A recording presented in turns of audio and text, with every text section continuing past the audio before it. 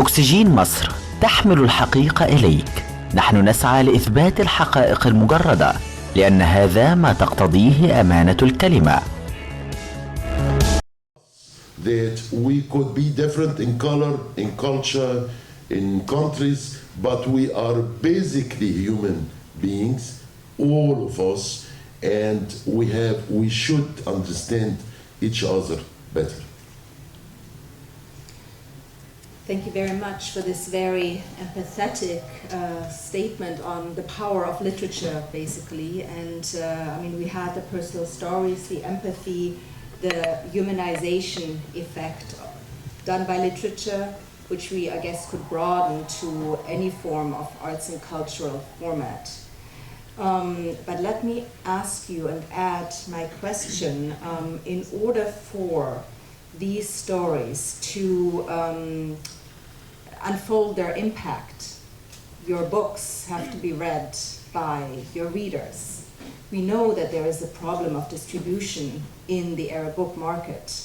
So how do you deal with this? How do you make sure that the personal stories and the empathy and the humanizing effect shining through your books can be received by your audience? And maybe in which ways could digital publishing maybe overcome challenges that have hindered the distribution before? No, I had, if you're talking about Egypt, I had a terrible decade, the 90s. I was refused to be published by the Ministry of Culture 3 times.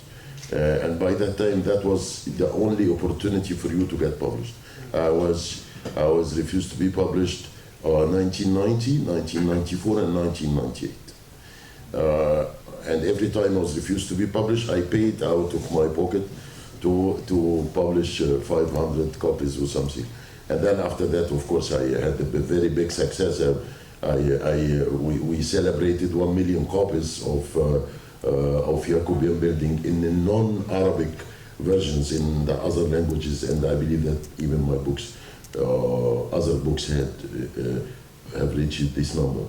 But if you talk about reading in Egypt, I see reading in Egypt very much linked to the society. I mean, I don't see fiction reading as something separate. And I believe that since 2002, the whole country was waking up.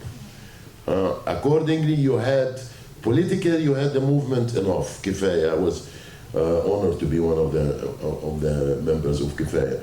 And you had a new generation of readers. Interestingly to me, I spent 18 days in Tahrir Square, and most of the youth by that time came to discuss with me what I wrote. Accordingly, I believe that we cannot understand the phenomena of reading without understanding the whole society. So I believe that before, during, and after the revolution, the youth especially made a new public for fiction writing, and I'm very happy.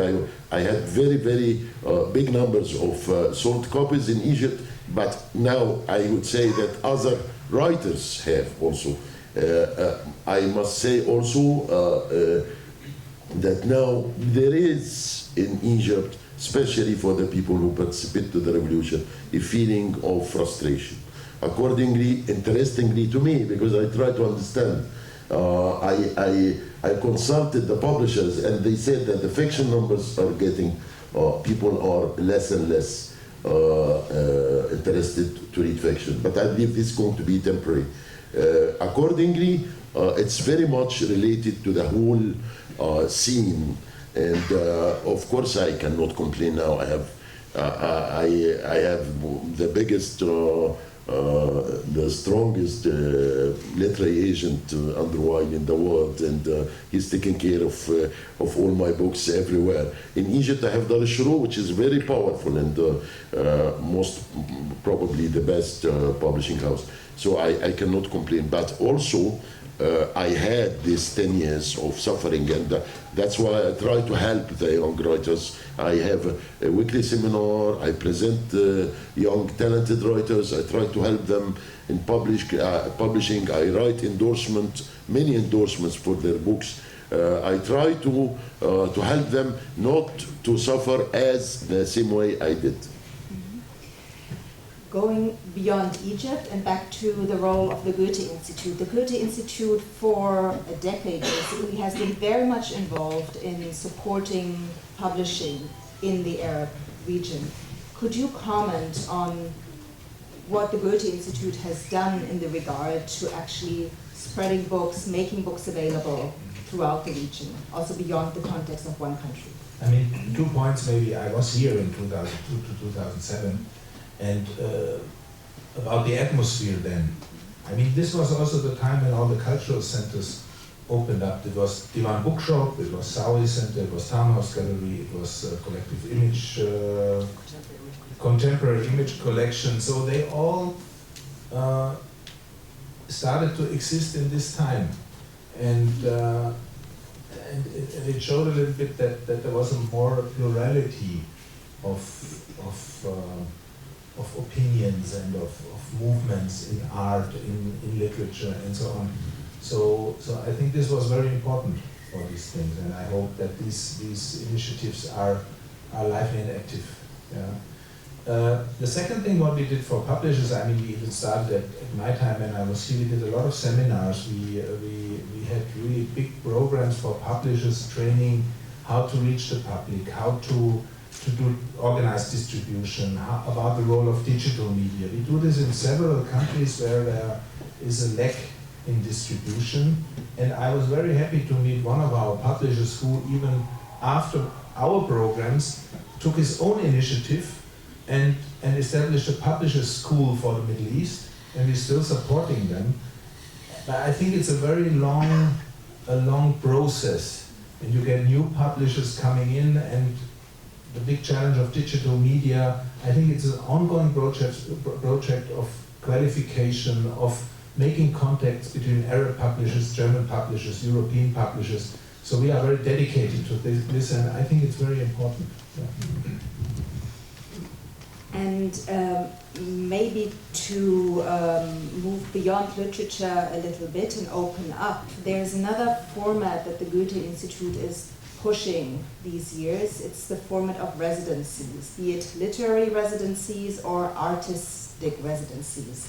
And sometimes there's a hard case to make to get funding to make residencies, because people see it sometimes as to be a very expensive, a very individualistic form of, format of arts and culture work. So why do we do this? Why does the Goethe Institute use residencies in the context of a world that, as I described before, is facing challenges? We have transition, we have conflict, etc. Why use residencies as a format? So what are residencies? Residencies means that an artist, a writer, or somebody stays at least 1 month, up to 1 year in one country, and gets influenced by the culture of this country, and makes his work richer and gives new impulses to the work of the artists in meeting the other culture. I explained from an example. I mean, I learned my profession here in Egypt, I have to admit. He did a very big program, Midat. I don't know if somebody, it was in 2004 when Egypt was guest of, when the Arab world was guest of honor in the Frankfurt Book Fair. And we invited 6 German writers to 6 Arab countries and 6 Arab writers to 6 German cities for about 5 weeks. And they had to write every day, or not every day, every 2-3 days, a blog. Blog was just coming up at that time. It was not very, was a new thing. And they wrote every 2nd or 3rd day about their experiences in the country. From Egypt, there was Ibrahim Al-Farali. I don't know if he still writes, yeah. And he even wrote a book about his stay in Germany. And we had the thing is that you get very deep into the culture and you translate it to literature or to art, so that the people from their own country can understand and can get closer to the other culture.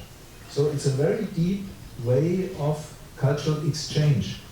And there are also friendships like Gergis Shukri or Jose Oliver. They are still friends today, or there are new books came out of Arab and German writers. And this is something that we are now doing in many countries. We have a new house created in Turkey, we do a new house in Brazil, we have a house in Kyoto in Japan, where German artists can stay, can get impulse from the other culture, and can meet artists from the other country. And then new projects come on, and there are new networks starts. And we want to do 3 apartments here in Egypt in 2 years to have new residencies here. So this is a very serious tool of cultural exchange. Speaking of dialogue and networks, I would like to have one final round between you, and then we'll open up to your questions. I would like to go back to you, Ala, to ask from your perspective as a writer with a polyglot background. I mean, you speak several languages, you have lived abroad, you deal with the issue of interculturality in your work. What does it take actually to have a fruitful dialogue between the northern and southern Mediterranean? I mean, we see that the dialogue is somehow charged, the borders are going up, differences are emphasized. So how do we get into a mode of fruitful dialogue that goes beyond the dichotomy of North and South? Well, I think I see the word not as Mr. George Bush said, that they have the Muslim part and the non-Muslim part. I believe it, that the world really is divided into the human side and the non-human side. The human side, the non-human side, you have the dictatorship, you have dictators, you have fanatics, you have terrorists, you have people who decide to make war, to sell weapons. This is the non-human side. And the human side, well, most of the people are on the human side, because in the end, and this is again one of the perspective of literature, is that in the end, people are people. If you just forget about the religion, or probably their sexual behavior, especially for us here in Egypt, if you forget about that, then you will find that the mother is dealing with her kids the same way in Germany, in Egypt, in Norway, in Africa. The same feeling, the feeling of a mother is a feeling of a mother. Accordingly, on the human side, we should really support the human side, the human vision of the world. We should think of other people as human beings. And that's exactly what the fanatics in everywhere don't like. For example, in Germany, I'm not going to talk about politics in Germany, but I'm going to talk about the human issue. I think we will always remember that when the refugees came by train, there were German people who were not politicians, who were not looking for voters, who waited for the refugees, even with some Arab words, ahlan wa sahlan, and some toys for the kids. This is a wonderful human scene. When you go, as I did, to the fanatics' sites, they were not happy at all, because you are destroying their basic ideology. You are showing to them that they are wrong, and then they begin to accuse. They begin to accuse these nice people, German people, of trying to put pressure on the kids to convert them to Christianity and all this bullshit. But in the end, that's exactly our role. Is try to find what is human in other people, and we can and we are able on both sides everywhere on this planet to make this world a better place for our kids. Yeah, I mean, Donald Trump even said worse than George Bush. So it shows how the time has even got worse maybe since that time. Yeah? So I think the task, Allah, what you described, it's very, I think it's true, but it's very difficult to realize. Yeah, so how do we realize that these people now, you said about Germany, we have 90% of Germans who are nice people, who are sometimes afraid, but they are nice people and they welcome the refugee, or at least open to refugees. But we have 10% very loud people who are very loud and who are, I don't understand them. Yeah. On the other hand, we have to deal with these people now, and here I don't know how I do not yet know, I hope we find a solution how we do this dialogue with them. I have an idea. That would be very interesting for me. I think we should, not we should, but it's better to be very clear about who is a refugee and who is an immigration seeker, because these are two different things. You know, a refugee by definition is somebody who's coming from somewhere where life has become impossible, right? Accordingly, this is a humanitarian role to receive these people, to save their life until their countries will be safe for them. This is a refugee. An immigration seeker is somebody who wants to immigrate to a country, and for the country has always absolutely the right to see if this will be convenient to the country or not. So if you come from a place, a country where you have been living for 3 years and your kids were in schools and everything, you're not a refugee. Right? You are an immigration seeker, which is something very good, but you should deal with him as an immigration seeker, right? But the borders between these are very fluent. Yes. Yeah. What is somebody who lost through environment catastrophe the basic of his living? I mean, yes. The discussion is not so easy. No, it's not. Yeah. Nothing is easy in life. That's true. But we will do it all the same. I think that was a good closing statement, and I would like really to open up to get your questions. I have one gentleman there. Maybe we can collect 2-3 questions and then have an answering round. So I have one question here, one in the back. That's it for now. And the gentleman here. So, right. Thank you. My name is Ahmed, and I have a question for you both. Is there a hope? For what? Yes. For what? In future, for us, for yes. when right-wing take over Europe, America, and here we have fanatics, they become more and more. Where is the hope? Okay. I know what is hope, but I will wait for more.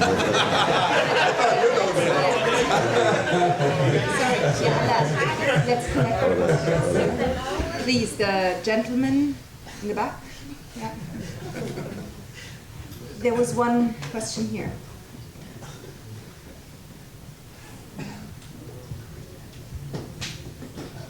I'm a writer, and because I'm a writer, my question is to D.علاء. There is always a problem in the literary community when a writer cares so much about the political issues and interests that this will affect his writing and his literature negatively. And in your case, you're not only a writer who practices interest, you are also a political activist. And nobody can forget your role in the dismissal of Ahmed Shafiq cabinet, which is something that I really like in your career. But the thing is, how you deal with this when you write a novel or story? How, when you put this political questions and you got this. Thank you. Okay, and then we have the question here in the front.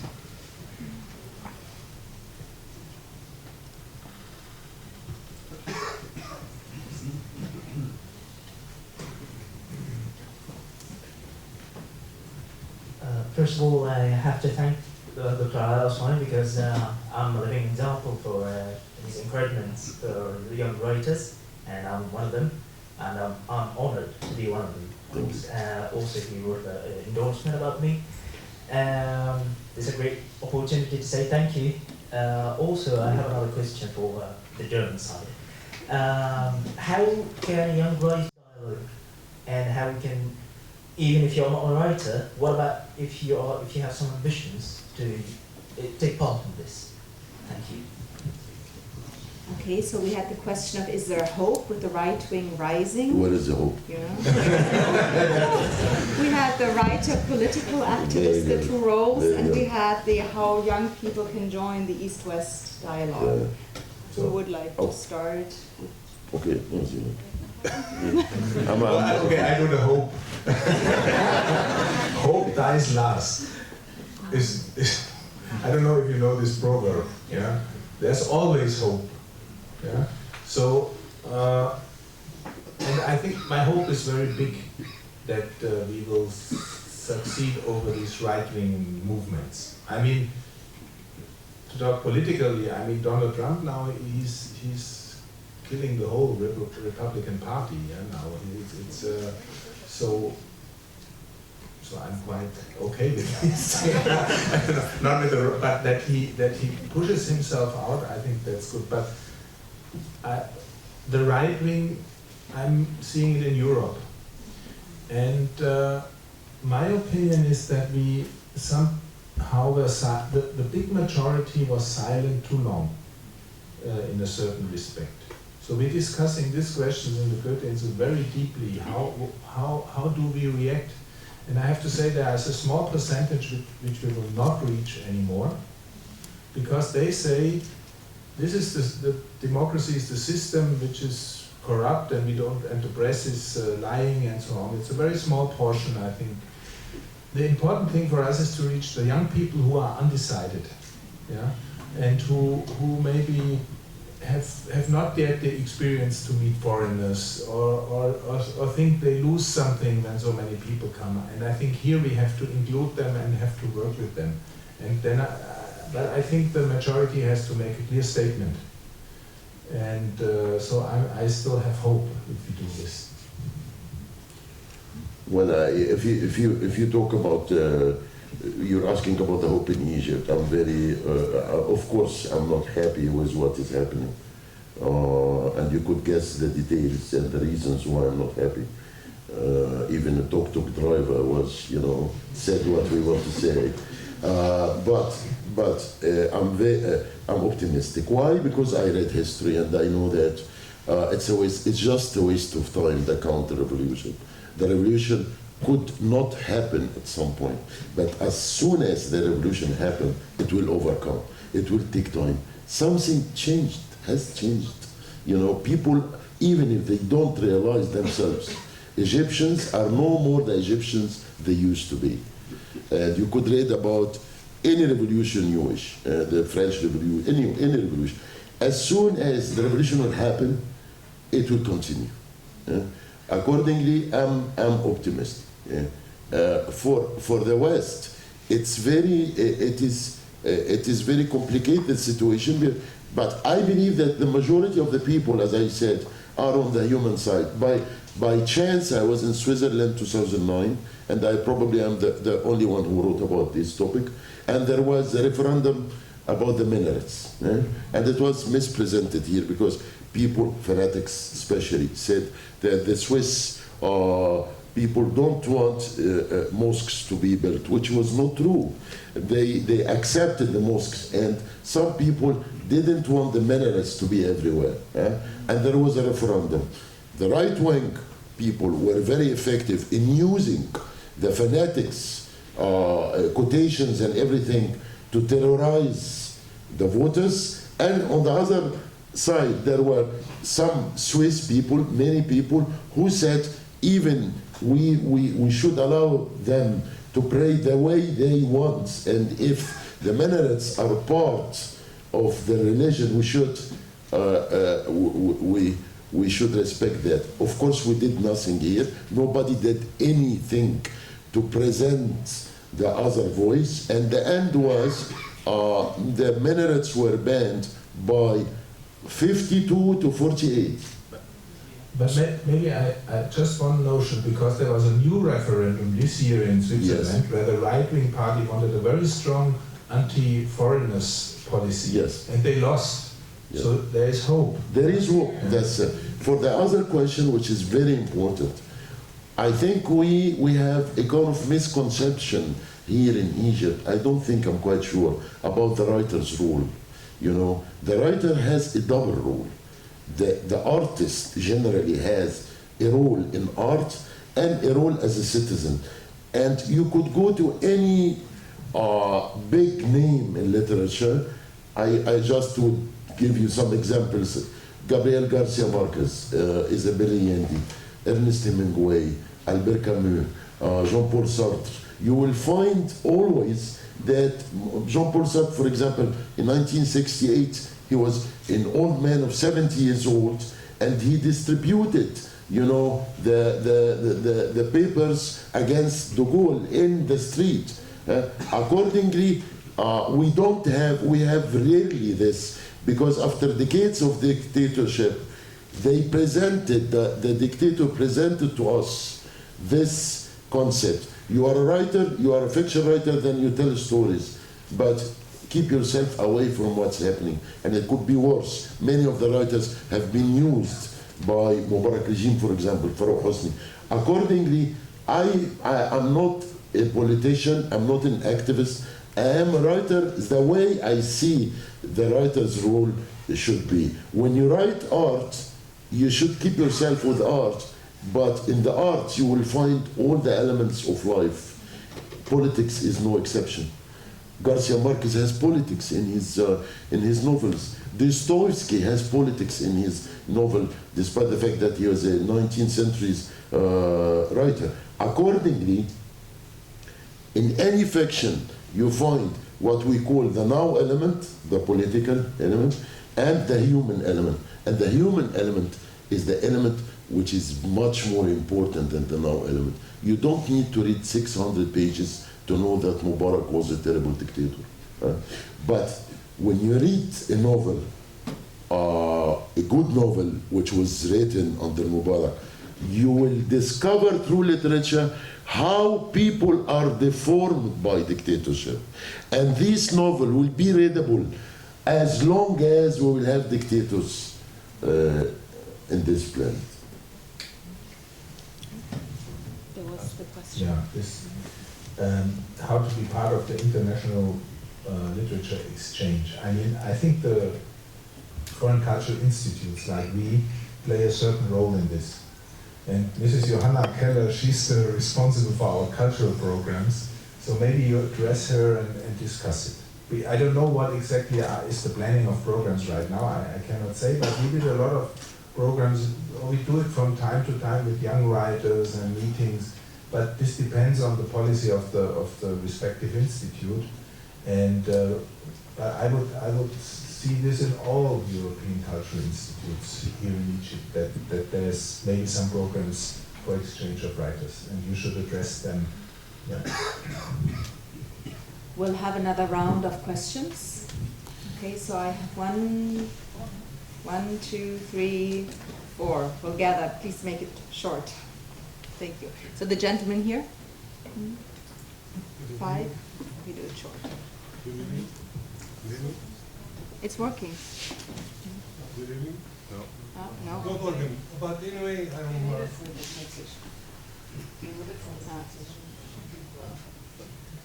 So maybe this one. Okay. Okay. Hello? Hello? Yes. Sorry. Okay. Thank you, Mr. Alaa, to be with us. Thank you, Mr. Ebert. Actually, I wanted to ask about Mr. Alaa. I'm from his fans. I attended all your talk during the revolution, so I wanted to know about your situation now with the security, because it's mystery. All of us want to know about you. Sometimes some people say you immigrate to America, some people Not yet. you're in France. Anyway, and second, I want to how to see Egypt tomorrow, after all what we see. For Mr. Ebert, actually, I wanted to ask you two questions. One question about Goethe Institute rules. Actually, I'm 42. Always all your phone for youth, just youth. Why? And second, actually, about the refugees. I know it's not for Goethe, it's Germany system, but I think refugees not just some people who are running from war.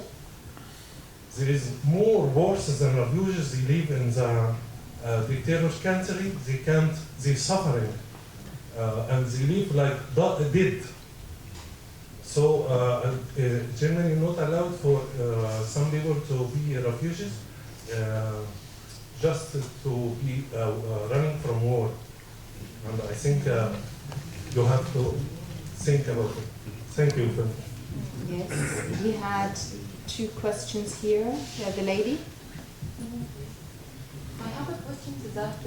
We hear the word peer revolution of the next month and 11/11. It is true, and we can't fix the situation except by revolution, except by bleeding. By what? By revolution? Yes, we cannot. The question is that we cannot fix the situation without revolution. So this is your opinion, or you're asking? I'm asking. Very good. And then I had one in the back and one here and one there, and then we have to close. Okay. Allow me to say a comment in Arabic language. But please make it short, the comment. السلام عليكم. أولا السؤال اللي طرحته حضرتك طبعا أكيد عن الديسبليسمنت اللي صار بالفترة الأخيرة، طرق حله. أولا خلينا نكون يعني فهمانين إنه هالشيء مو جديد وتاريخيا حصل كثير. حتى عنا بالأدب العربي معروف إنه في شيء اسمه أدب المهجر، وهذا أدب مش قديم جدا، يعني أدب حديث. هلا خليني أنا دارس طب أسنان بس بعرف شوي بالبروجكت مانجمنت. في شيء بالبروجكت مانجمنت اسمه بروجكت اوتو بايلوت بروجكت. هو البروجكت اللي بيدير نفسه بنفسه. طبعا طريقة الأفضل أنا برأيي طريقة للتعامل مع الأعداد الكبيرة اللي صارت هي بهالاوتو بايلوت اللي ممكن يتصمم. طبعا هو مصمم وموجود بكثير أماكن، مثلا مثل كندا. طبعا هو حل اجتماعي واقتصادي، وطبعا أكيد السلطة السياسية هي اللي لازم تنفذ. بس المقصود انه طريقه اصدار او تشكيل هالاوتو بايلوت بروجكت المتكامل هذا مسؤوليه يعني تقع على الحكومات بشكل اكيد. وصلت للفكره؟ Okay. Yes. I had the gentleman here and then one here. Could you write down, because I'm going to forget the questions, just key words for me to remind them. All right.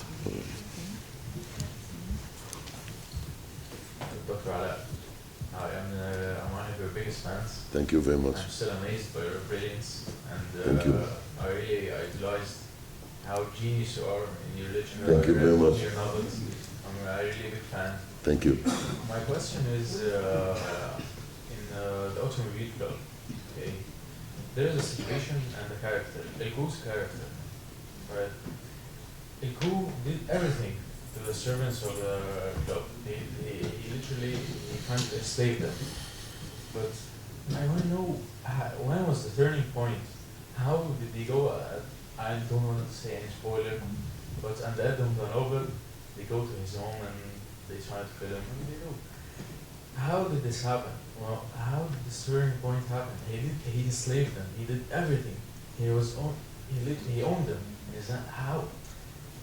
Well, I don't know that point. How did he go? Why did he find the courage to do that? Okay, thank you. And we have the gentleman here. Yeah. My question is about how to deal with this mentally deforming people, these people who have lived for a long time under dictatorships, and even, also sometimes from religion, this deformed because of religion. And I'm asking this question because yesterday I had a long conversation with a girl here, and she was convinced that laws makes culture and makes people, and not vice versa. So sometimes I'm surrounded with a lot of people who are mentally deformed, and sometimes it's really frustrating. You have to play psychology with them in order to reach to them. And in your opinion, how do you think is the best way to be with them? Is it to keep talking with them several times, or to try to isolate them, or to make them feel that they are wrong, and you will not talk with them? Like, what's the best way to be with them? Okay, we had a lot of questions. We had the question with the situation of security. The last two questions, very good. Yeah? The last two questions are in the same domain, so we could answer them both. Okay, so the last two questions were how to deal with mentally yes, they are in the same domain, in the novel and in music. In the novel. Yes. I'll begin with, these are very relevant and intelligent questions. Thank you very much, and thank you for your appreciation. The core, which is very related to what you say, the core, if you read the novel, is the servant of the king and the king of the servants. And I intended to present this character to give you this message that we always think about the dictator in a negative way, and we forget that some people, I wouldn't say many, but some people need a dictator. Some people feel much more comfortable with a protecting father. He knows what we don't know. He's going to decide, you know. People are laughing because they are referring to somebody, but of course I agree,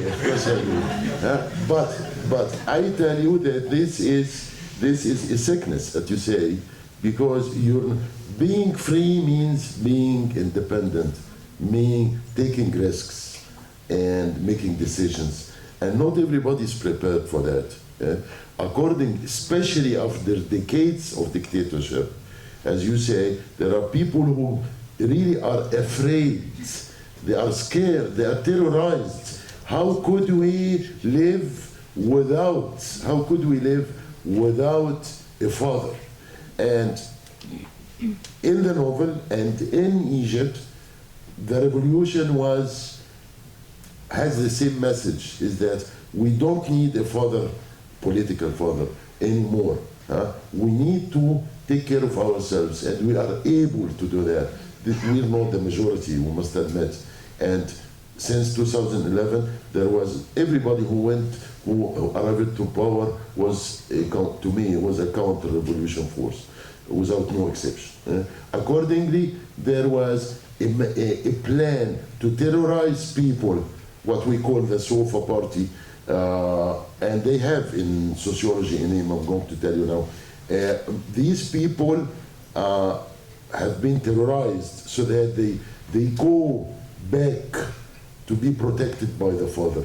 There is a very important sociologue, French sociologue, and I recommend you to he died, he was a sociologue from the 16th century, and he died when he was only 30 years old, and he made one single book which really changed the whole sociological science. His name is Etienne de la Boissier, and Boissier in French is written with T, de la Boissier, and his name is I would say it in French, Discours de la servitude volontaire, the discourse of the voluntary servitude. And he's the first one who described the masses I was talking about in the Automobile Club, and you were talking about. And he said that after decades of dictatorship, tyranny, there are people, especially the people who are not young, the people who lost interest in freedom because they lived under a dictatorship, and they made their lives, and they got married, and so and then at some point he said, in the 16th century, he said there will be a new generation which will have the desire for freedom again, and for this generation you're going to fight the dictator and your own parents, because they will never understand you, because they will always say what these young people want. You wrote an article about this, المواطن المستقر. Yes, established citizen. But he's the first one, de who presented it. I mean, I want to comment on this question because it's about German history too. Yeah, we had a dictator until 1945, and it took us about 30 years or longer to recover psychologically. And this is something, what you said, the first generation, they just tried to survive. And then we had the 68 movement where the young people asked their parents, what did you do at the time? And it was a big conflict in German society, which we needed to go on. Yeah? And what we also had, we had help from outside. We had at that time American help for education. I think it was very important. You should not underestimate it. And me myself, I was living very long in Moscow, and they had a very long communist dictatorship.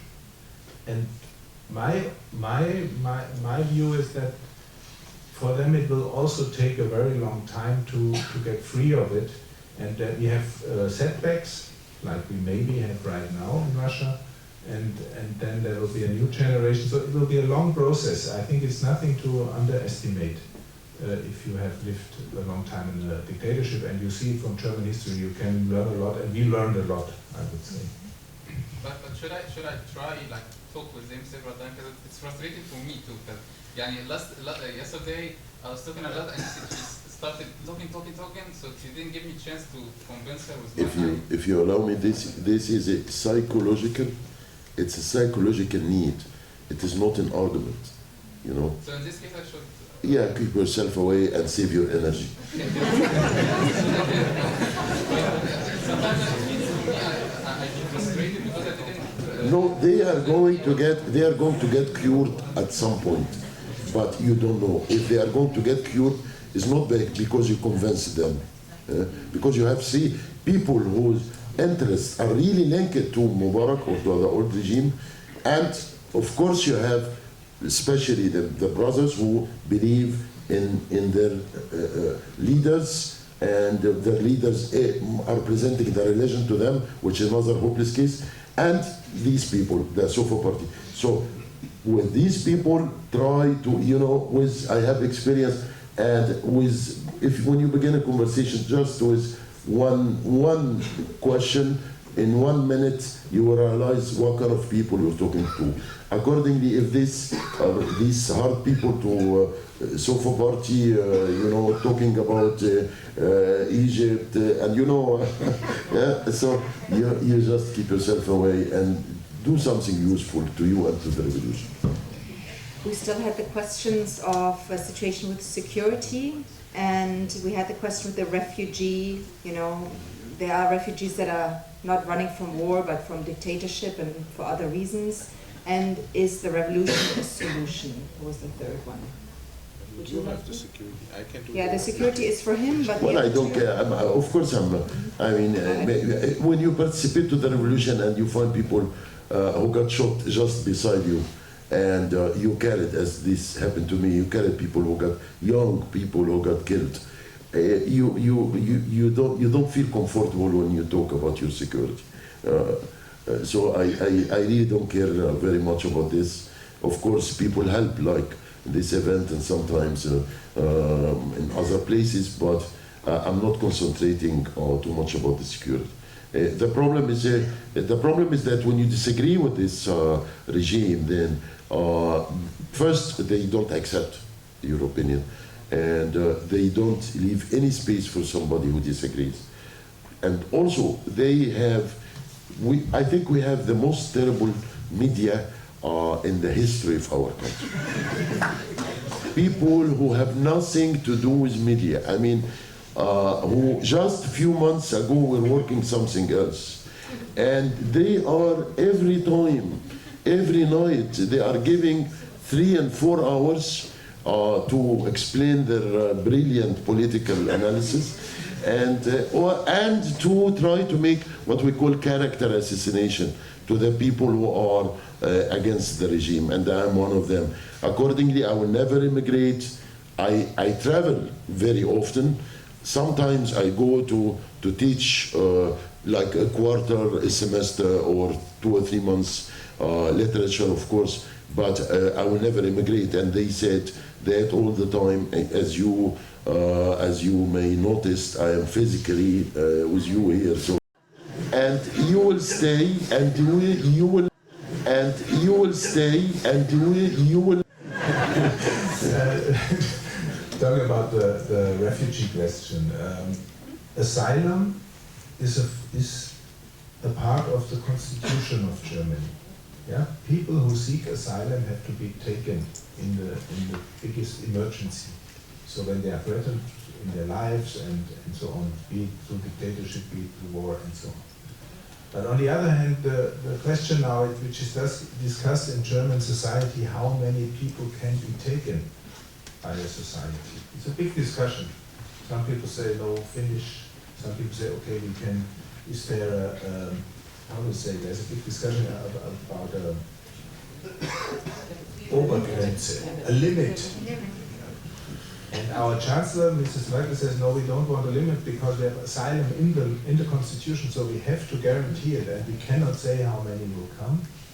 And the others say, no, we need this limit because our population and our structure cannot take more. And this is the discussion in Germany which is going on right now. I think everybody agrees upon the fact that it's a task to improve the situation in the countries so that not so many refugees are forced to come. But this is not so easy. Yeah, so as we see, for example, in Aleppo, where it's terrible what's happening there. It's really terrible. I cannot talk about it even. And in the German TV, they discuss about strategies in Syria and so on, and the bombing goes on. So I think there's not a real fast solution. Yeah. So we have the right to asylum. We stick to this right. We ask the other European countries to take part in this. There's much reluctance. I talked to the Hungarian ambassador about the refugee question 2 weeks ago or so. He says no, Europe has to be a... Sorry? It's terrible. So Europe has to be a fortress. We should not let people in. This is a different notion than I have, but so what I tell you, there's no single answer in Europe now to this question. I think Germany did the right thing, but now we have to be a little bit careful not to overstretch the situation.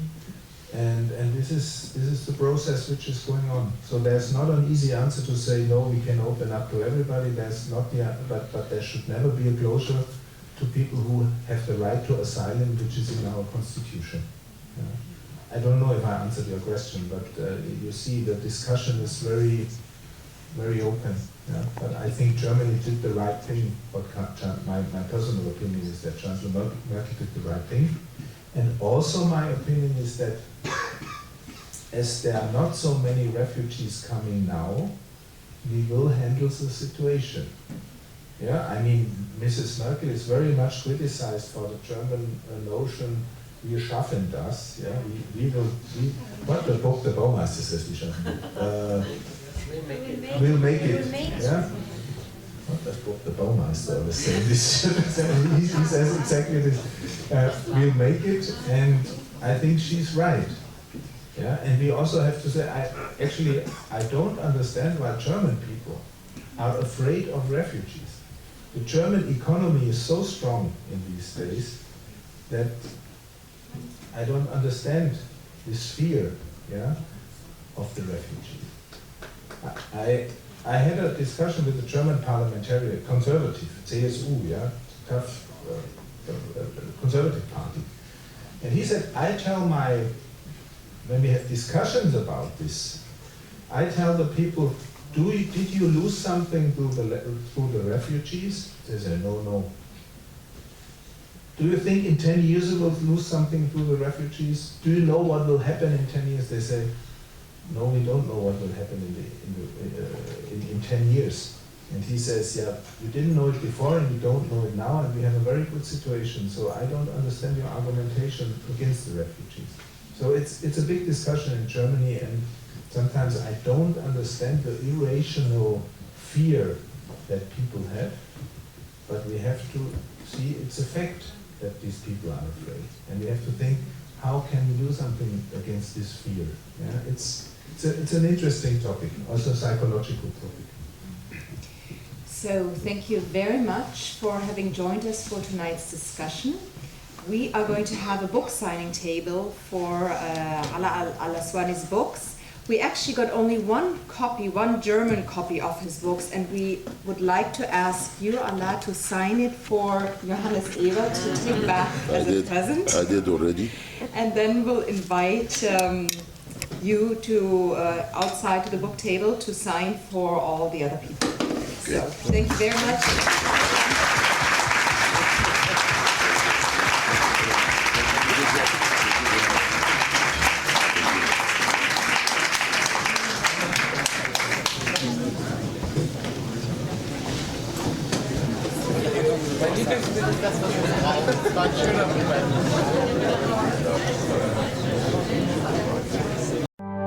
لو عجبك الفيديو ما تنساش لايك وتعليق، ولمتابعة كل جديد اشترك الآن.